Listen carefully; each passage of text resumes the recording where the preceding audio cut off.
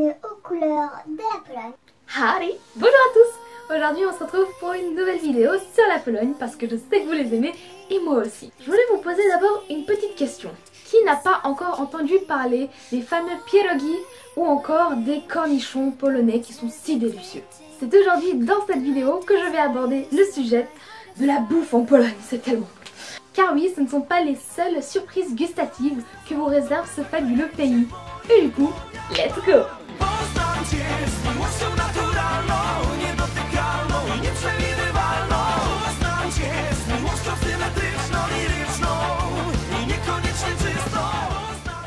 Pour commencer, un repas traditionnel polonais se compose de deux parties.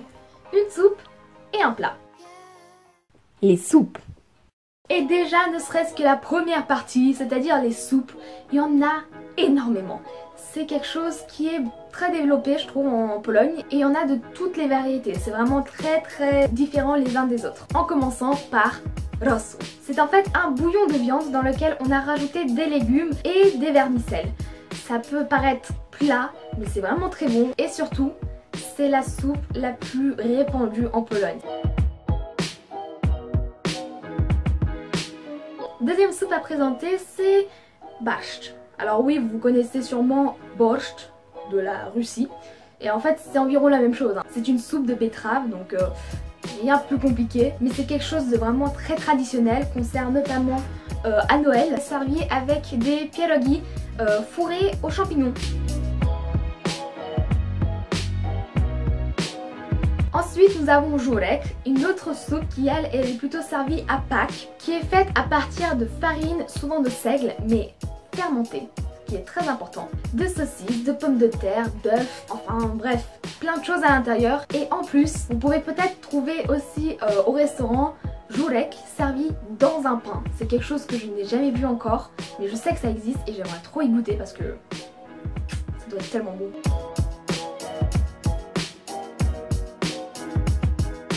Je pourrais encore vous parler des soupes pendant très longtemps, entre krupnik, grochówka, pomidorówka, kapuśniak, grzybowa, vraiment, je vais pas toutes vous les faire, mais il y a beaucoup de choses et clairement elles sont très bonnes. Le plat. Le deuxième plat, quelque chose que vous vous dites que voilà, ce sera plus petit parce que du coup il y a déjà eu la soupe avant. Non. Non, le deuxième plat c'est un truc énorme aussi qui te bourre le ventre comme je ne sais pas quoi. Vous comprenez pourquoi j'ai une très grande capacité de stockage de ventre. Alors, le plat par excellence, c'est kotlets schabowy z ziemniakami i surówką. Tout est dit.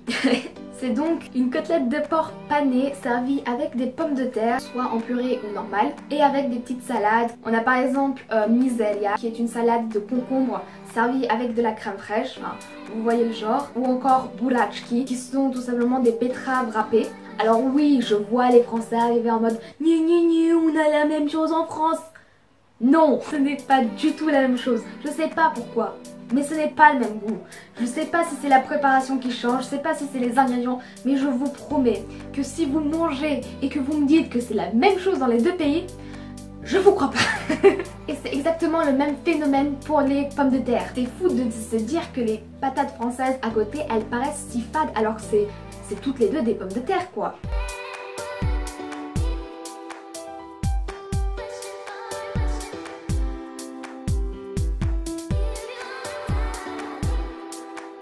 Nous avons aussi les pierogi, donc ce sont les gros raviolis polonais là que plutôt pas mal de personnes connaissent normalement. Et alors si vous connaissez pas, vous me dites c'est juste des raviolis, ça n'a rien de spécial. Et pourtant, goûtez-y, il y en a pour tous les goûts. Viande, choux, champignons, fruits, même farcis avec des pommes de terre et du fromage, que l'on appelle russe. Je ne comprends pas pourquoi. La meilleure c'est qu'on peut voir que ça n'arrête pas de changer, c'est-à-dire que vous avez déjà des trucs traditionnels comme ça, mais ils continuent d'innover. La dernière fois je suis allée au resto, j'ai pris des pierogi avec des épinards et de la sauce gorgonzola et c'était délicieux. Donc vraiment, on peut en trouver pour tout le monde.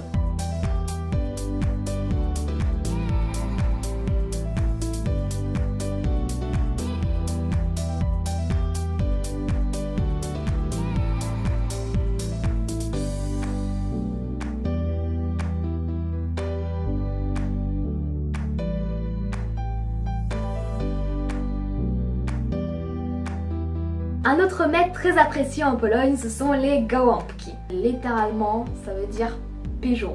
Alors non, il n'y a pas de pigeon dedans. C'est juste des choux farcis au riz et à la viande. Pas de pigeon. Je répète. De la viande de porc ou de bœuf la plupart du temps. Je sais qu'on va me dire que ça existe dans beaucoup de pays, les choux farcis, hein, c'est pas que tradition polonaise. Mais bon, c'est quelque chose qu'on mange beaucoup ici, notamment en hiver. Et comme le nom était marrant, je voulais quand même vous le présenter. Un autre plat, lui aussi plutôt servi en hiver, croquettes. Alors non, ici il n'y a pas de ressemblance avec les croquettes, car ce sont des crêpes salées, panées et farcies avec de la viande, aussi pouvant être accompagnées avec des champignons là, dans la farce. Mais il existe aussi la version végétarienne avec du chou. Et pour une fois, c'est plutôt la version végétarienne qui est mangée dans les foyers polonais.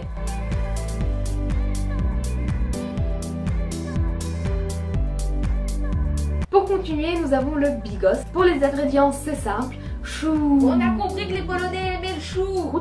Ah, Oignon. Chou. qu'est-ce que j'avais dit? Bacon, saucisse, de la viande.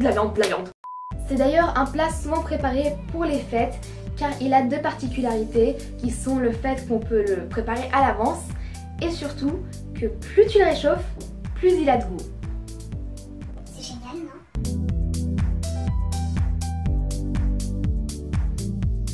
Ensuite, nous avons aussi placek po węgiersku. C'est une galette de pommes de terre servie sur du goulash, donc c'est de la viande dans de la sauce. Et ce nom signifie galette à la hongroise. Non, les Hongrois ne connaissent pas.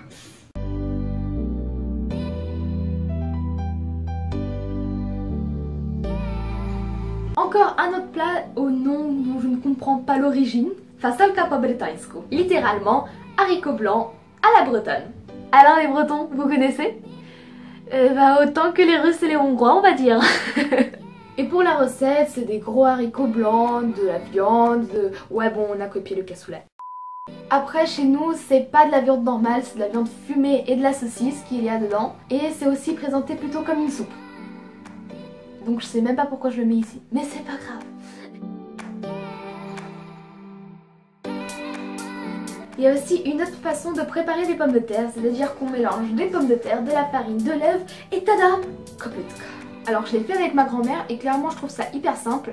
Et leur nom vient de leur forme, c'est-à-dire que ça s'appelle sabot parce que du coup ils sont en forme, on va dire, de sabot.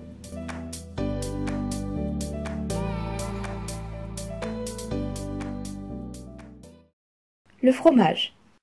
Non, il n'y a pas ça dans le menu traditionnel polonais, contrairement au plat français. Et de toute façon, qu'est-ce que tu veux en parler?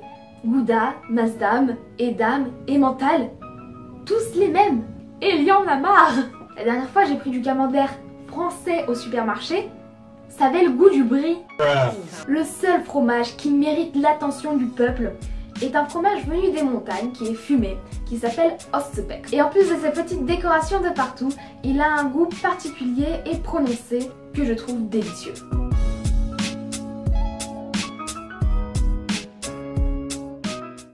Les desserts. Pour ce qui est du dessert, alors à la maison il n'y en aura pas souvent, mais par contre au restaurant on peut trouver plein de desserts différents. Plutôt des gâteaux je dirais, mais ça dépend. Il y a notamment le cheesecake appelé sernik, qui est, je pense, un cheesecake plutôt normal, même si je trouve que la texture est un petit peu différente. Elle est plus humide. Et en plus de ça, il est souvent servi avec des fruits rouges, mais il peut aussi être servi avec une couche de gelée sur le dessus.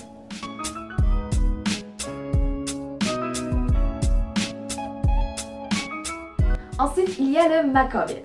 Alors là, c'est un gâteau que je n'apprécie pas beaucoup parce qu'il est fait avec de la pâte de brioche et c'est enroulé avec des graines de pavot. Je n'aime ni l'un ni l'autre. Mais bon, comme c'est traditionnel, je préfère le présenter et puis je suis sûre que ça plairait à certains d'entre vous.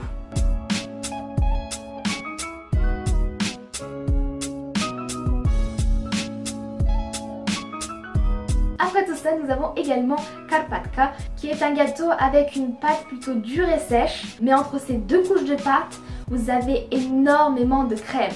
Souvent, elle est soit laitière, soit à la vanille. Et qu'est-ce que c'est délicieux!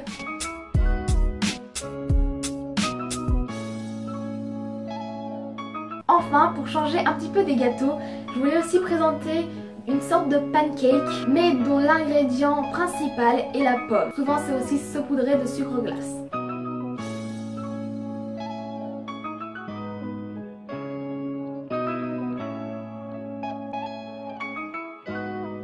Et voilà, c'est la fin de cette vidéo. J'espère que les plats que je vous ai présentés vous ont intéressé, parce qu'il y en a énormément que l'on connaît pas du tout et pourtant c'est traditionnel, et si vous allez en Pologne, je vous conseille vraiment de les goûter.